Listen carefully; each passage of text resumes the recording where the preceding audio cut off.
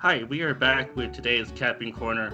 This week we are going to talk about the Kentucky Derby at Churchill Downs. It's on Saturday, and of course, it has a 20 horse field. Now, this is a difficult race because, of course, there are 20 horses. We're going to start off with the favorite, Essential Quality, who is, what is he, 3 to 1 on the morning line? And Essential Quality, 2 to 1 on the morning line. And Essential Quality is actually undefeated. He owns 5 wins and 5 starts. He just won the Bluegrass Stakes over Highly Motivated. He won the Southwest. He won the Breeders' Cup Juvenile last fall. He won the Breeders' Futurity. What do you think? Is there anything wrong with Essential Quality? I mean, his speed figures aren't the best, but he's undefeated. Well, Essential Quality is unbeaten. He was a champ at 2 years old, and he just win and win races. However, his last two races, I think he beat some suspicious fields. For example, in the Southwest Stakes, he beat Spielberg and Jackie's Warrior. And then in the Bluegrass Stakes, he barely beat Highly Motivated, a horse that it was his first try over 2 turns, and well, he showed some courage and beat him by a neck. My concern is probably his last workouts. It seems that, especially his last workout, didn't look that sharp, and he was outworked by his workmate, Spacity. Is that a concern to you? Well, you could argue that Spa said he's sitting on a big race. It seems he's not a really good worker. And it's true, there are horses that doesn't work very well in the mornings, but run very well in the race. Another that bad thing is that if no, you hear that Mattress Mac is going to bet $2 million to Essential Quality to win. So that made Essential Quality an underlay. So I will try to beat him this time. Yes, I do think he could win, though. But if he wins, he wins. I'm not going to bet him on top. This time I think he's going to try to stop the pace because there are horses that are more has more early speed than him. So we'll see him stopping the pace. Let's talk about Rock Your World, who does have more early speed than Essential Quality, and he set the pace in the Santa Anita Derby. I thought he set pretty fast fractions for 9 furlongs at Santa Anita. We have to remember that Santa Anita is not the fast track that it once was. And on Timeform US, he has fast pace figures. He opened with 148 and 148, which are fast on the Timeform US scale. And he won by 4 1/4 lengths over Medina Spirit. What do you think of Rock Your World? Yes, Proctor World is undefeated in 3 starts, and he won fair and square in the Santa Anita Derby. However, in that race, he just took the lead and he won from the rail. Now he's drew an outside post. Some people say it's a good post. I don't know if that is a really a good post, especially because he has some fast horses outside him, like Soup and Sandwich. I think he's going to be sent. That's the only choice that horse has. And highly motivated. Highly motivated is not the horse that he needs to start really fast to try to save some ground. And I read that he hates the kickback. So this is a 20 horse field, and he will be. I think he could be in trouble. Well, I think he's drawn perfectly for it, because if a horse hates kickback, you want to be slightly outside, and that's where he is in post 15, which it's a little wide, but I think he can overcome it with his speed. Okay. Well, anyways, I do like Rocky Road a lot, partly because he has a high time form US figure at 124. He has the high buyer figure at 100.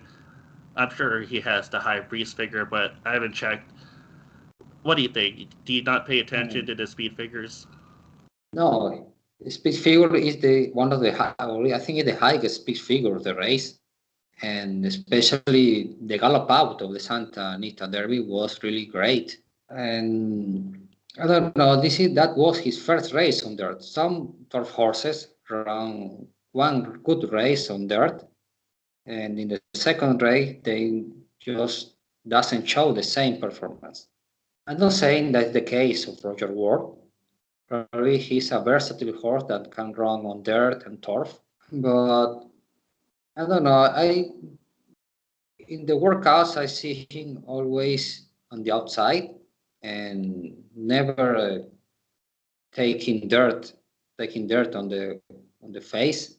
So I don't know. I think Joel Rosario will try to avoid that, the kickback, and see what happens.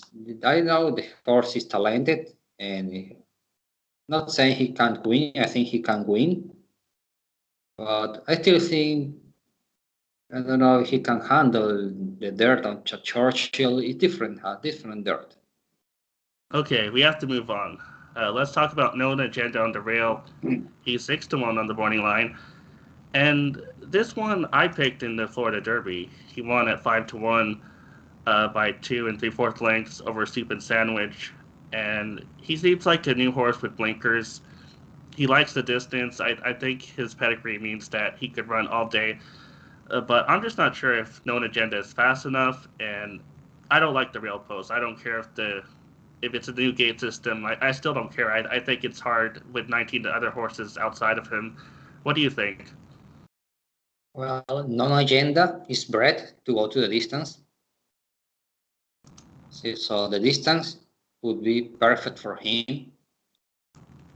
This time the post position number one is not ideal, but it isn't impossible because there is a new starting gate and there is the space from the rail. So I think Irato Ortiz, okay, would manage to try to avoid some troubles, but I know it's difficult because he will have 19 horses outside. So it is still a tough post position. Okay, let's talk about a horse that you like, Hot Rod Charlie. He's in post 9, and he just won the Louisiana Derby by 2 lengths over Midnight Bourbon and Obesos. And he was also third by neck to Medina Spirit in the Robert B. Lewis Stakes. And it was his first start off a layoff. What do you think of Hot Rod Charlie? Can he win as a stalker as opposed to setting the pace in the Louisiana Derby? Now I think Hot Rod Charlie, okay, he's a versatile horse, but in this race he will stop the pace. He will sit on sixth or seventh and made a big move entering the stretch. I like this horse because he's running the Derby. This will be the third race of the layoff. I know he lost to Medina Spirit in the Bob Lewis, but that was his first run or his first race at 3 years old. Then he ran in the Louisiana Derby and he won by 2 lengths. Really, that was a really he finished really strong. So I think 10 furlongs is not a concern, and he's really working extremely well. His last workout was before the first race at Santa Anita. That was at noon, and he galloped out very well. So this horse is fit and he's ready to show his best in the Kentucky Derby. So you think he could be another Nyquist, or I'll have another for Doug O'Neill? Oh yeah, Duke O'Neill knows how to win a derby. So that's another plus. Well, I'm not going to pick him on top. I realize he could hit the board. If I do a trifecta, maybe I could include him, but he's not my top pick. But is he your top Okay. pick? Yes, he's my top pick. All right, let's move on to Dynamic One, who was second in the Wood Memorial, and I thought he would earn a higher speed figure for that race, but it turns out the final time wasn't too fast. Timeform US gave him a 106 speed figure, but he only lost by a head to Barbonic, and I thought he ran a better race than Bourbonic. Dynamic One made the earlier move, and he just got caught at the end. He was a little tired. What do you think happened there? How did Bourbonic catch him, and are you disappointed? Now, the Bull Memorial was a bit slow race. However, Dynamic One was the better horse of the race. He was wide the entire trip, four wide, three wide, and he just was nailed by a head to Bourbonic. This horse is improving, and in the workouts, he's working extremely well. In his last workout, he outworked Prime Factor. So this is a horse with a strong pedigree, a pedigree to go to the distance. He needs to move a bit forward to be competitive, but I think he has some room of improvement. He's also trained by Todd Pletcher, so another trainer that knows how to win a Kentucky Derby. So, if you want a long shot underneath, I'm not going to pick Dynamic One on top, but I think he could easily hit the board with his lifetime best effort. Yes, I'm agree with you. This is the horse that can hit the board. I'm not using him to win, but he's a must in the exotics. Okay, let's go to my Dyna Spirit. My Dyna Spirit was second in the Santa Anita Derby to Rock Your World. He lost by 4 lengths, like I said, and he was second to Life is Good in the San Felipe. He lost by 8 lengths in that race. John Velasquez didn't ride him aggressively in either race. He rode him like he was trying to stalk, even though the horse wanted to go, especially in the San Felipe. I think he could have challenged Life is Good a little more than he did. In the Robert B. Lewis, my Dyna Spirit set the pace, and he actually won by a neck over Roman Centurion and Hot Rod Charlie, who of course went on to win the Louisiana Derby. I think Medina Spirit will be sent to the lead this time, and maybe he could hold on. What do you think of him? I'm not sure he can hold on, but I really think he's going to be sent by John Velasquez, by Johnny V. His best races has been running on the lead, so I see him showing early speed. He drew a really good post position, and now he's going to take the lead and see if he can hold on the horses. Yeah, I agree. After losing 2 times with his stalking tactics, I just don't think they're going to try the same thing again and Uh, lose again. I think Baffert is going to say, just send him to the front and see what happens. my only concern with this horse is that Medina Spirit always was a kind of B horse for Buffett. He always the A horse was Life is Good, and then it was Concert Tour. So none of the both horses are out of the Kentucky Derby, and now he's with the cheaper horse of the Buffett Barn, I think. It costs Right. only $35,000. All right, we have to move on. We have to talk about Midnight Bourbon for a little bit. And he was second in the Louisiana Derby to Hot Rod Charlie. He lost by 2 lengths. He won the Lecomte Stakes earlier in the year. He was third in the Risen Star Stakes. So this horse always hits the board. But I'm worried that he doesn't have the closing punch to win races. He just, he loses by a length. He loses by 2 lengths. What do you think of Midnight Bourbon? Well, Midnight Bourbon is a very consistent horse, and I'm not sure he has the early speed to take the lead in this race, but I think he's going to be a kind of presser. And I think you're right. He lacks of that late punch to win this race. I see him more like a galloper and a Belmont Stakes horse. In that race, in the Belmont Stakes, he would be able to take the lead and just wire them.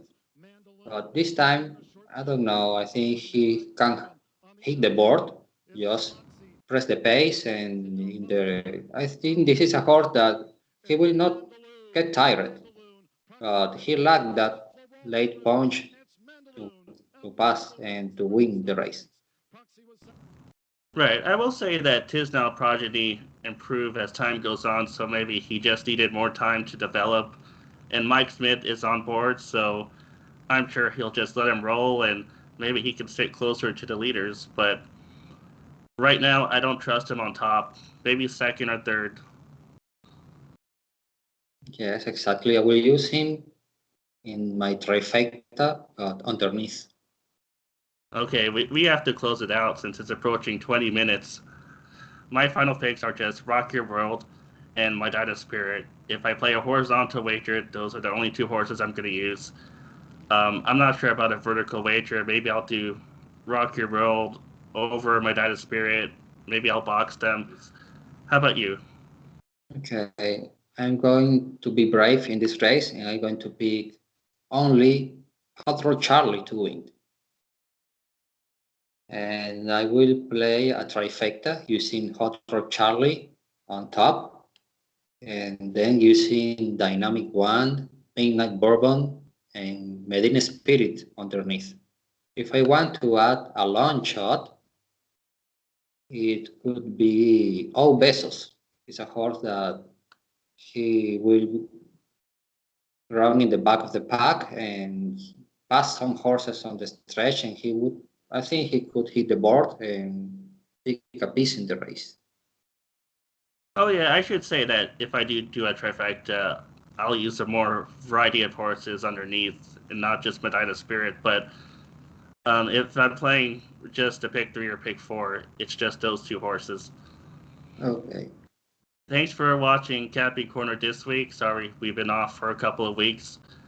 Maybe we'll return with the Preakness Stakes. Okay. See you in the Preakness. All right, see you on Preakness week.